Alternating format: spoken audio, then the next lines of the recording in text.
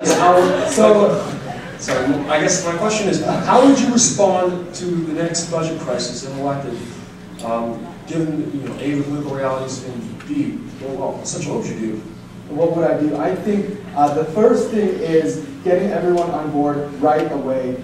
Some people would say that our response this year was a little late.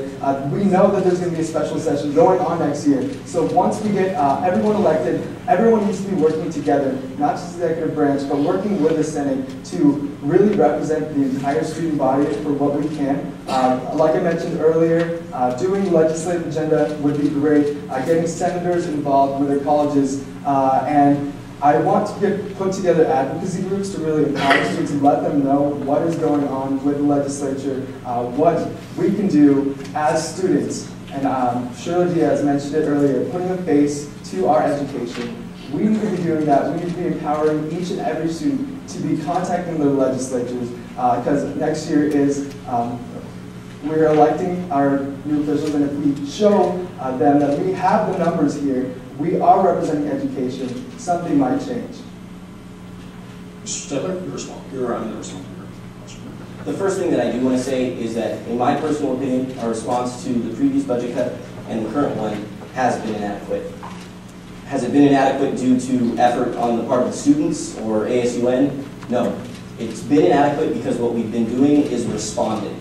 We've been waiting to hear about numbers from the legislature and then reacting to what they give us, which, depending on how Governor Gibbons feels, is anywhere from a 50 to a 22 to a, well, I'm sure next time it will be closer to 80% cut to the university. What we need to be doing is employing strategies that have worked, like putting a student face to the problem, as we like to call it, of funding the Nevada system of higher education. But we also need to be proactive and employ new strategies that are not only going to work for us this year, but in the future. That's why part of my platform, and one of the things that I hope to do as the ASUN president, would be to establish a director of legislative affairs who would be a student, again, charged with tracking legislation in Carson City and working on our behalf almost as a lobbying effort to make sure that student voices are heard. They would develop a legislative agenda on behalf of the students here, and they would take that to different legislators and make sure that they understand we have voters on this campus who in large part hold their destiny and their election in our hands. And we have the opportunity and the ability to actually work at this before we get the bad news. We could have students working on campus in a nonpartisan effort to register voters so that when that director of legislative affairs goes to Carson City, he can say, of our 13,000 undergraduates, we have this many registered voters. What are you going to do for them? Mr. Kemp. Yes, with this, the legislature is in between a rock and a hard spot. I mean, they have been really put into a difficult situation, and I'm glad that they're finding ways to not cut us at the 22 proposed percent, that today we're looking at 5, but we're also losing other services, such as the Millennium Scholarship that's swept away today, the $12 million that it's taken away, although we knew that was coming to a certain degree. And is really working with the legislatures to understand that we inherited these problems. These aren't problems we created, but we're going to have to solve them, and we're going to have to take on the responsibility to ensure that we don't pass them along to the next generation. Because is that fair? Is that right to do? No. I mean, we've been handed this issue. We need to address it and take care of it now. I spoke with Tim Jones, who used to work at this campus. He was let go about last year, and he works with arts. And he was at a town hall meeting last Friday. He said there was no UNR students there. It's one of my faults. I didn't even know that town hall meeting was going on with the legislature. There was people there describing it as long-haired, pot-smoking hippies at Penn University, and that is none of who we are. Those weren't being said to the legislature, but those were comments that were being outside. So the issue where I'm getting here is the perception that the community has of us. Is that, again, like I was saying, you know, we have to put our face on to the legislature, but also we need to get our, have our face to the community that we live in, to have them support us. IGT, these big companies, Nevada State Bank, Wells Fargo depends on us because we have educated students going out into the workforce, getting their faces up to also be champions for us. It's the ethos argument.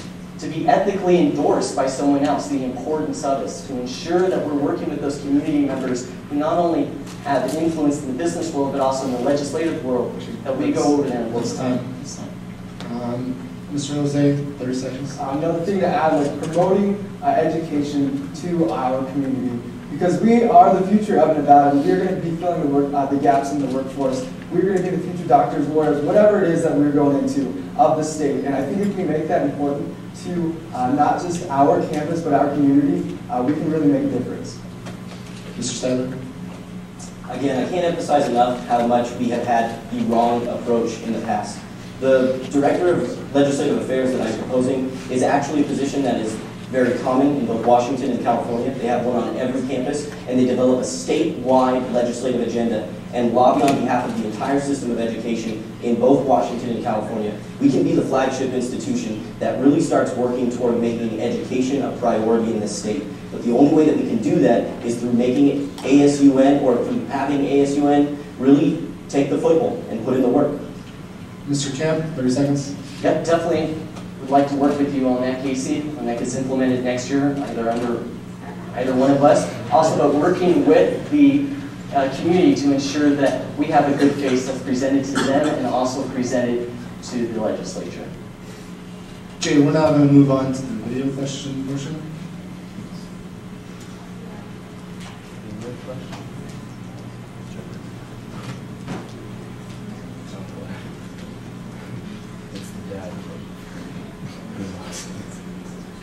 My name is Isaiah Sol Price. I am an international affairs major. And I was wondering how the ASUN was planning on setting aside money for bringing in guest lecturers and international speakers. And I believe this question is going to start with Mr. Steitler. Yes. That's actually a very good question. One of the main things that ASUN needs to focus on is not only doing programs that are enjoyable for students, but programs that are educational.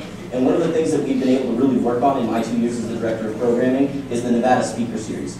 Through that series, we've been able to work with the Northern Nevada International Center to bring large-scale speakers to campus for relatively low cost. We were able to bring General John Abizayan, among a number of other influential speakers at a national level. These aren't just members of the community, these aren't staff members here on campus, these are people that are actually getting paid to fly all over the country because people need to hear what they have to say. We've been able to bring in some rather controversial events as well that really help promote the dialogue and the discussions here on campus on a number of very important national and state level issues. So I think that one of the things that we really need to focus on, again, like my platform says, in terms of direction, is improving the things that we are doing that are already working.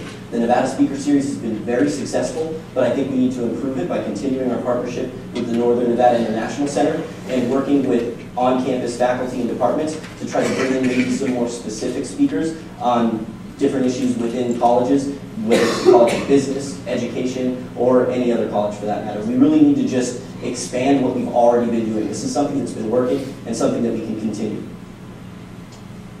Mr. Camp? I completely agree with Casey on what you had to say.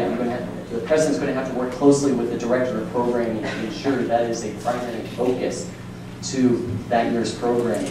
I also have to point out that in Joint Vision 2017, that was something nice to see, that it was discussing evolving the learning environment, talking about experiential learning, learning outside of the classroom.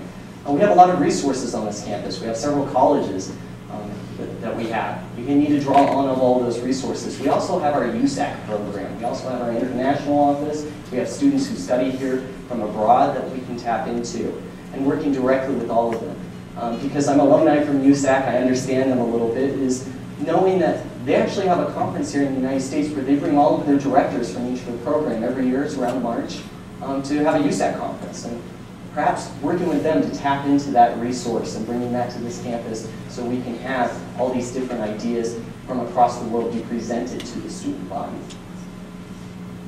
Mr. Jose? And I definitely agree with continuing to work with the Northern Nevada International Center. But I think one of the other issues with this is publicizing these events to students, because I don't know if this student necessarily knew that other things were going on. There were other speakers that did come to our campus. And so I would like to continue this, but I would like to have it better attended, having more people come and hear about these things. and definitely tapping into the resources that we have here.